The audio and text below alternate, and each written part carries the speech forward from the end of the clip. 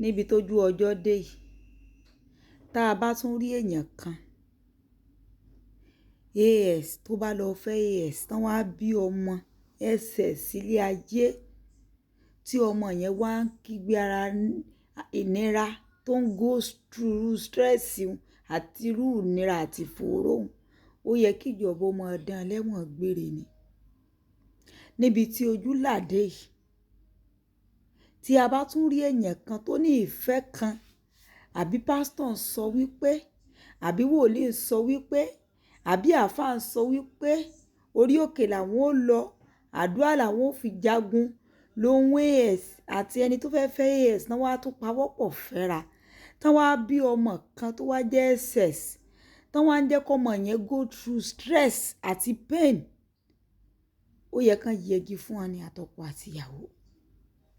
ó yẹ kán ṣe kí ni ó yẹ kán yẹgi fún wọn ní Alhaji Kareem náà ẹ bá like ẹ comment ẹ share.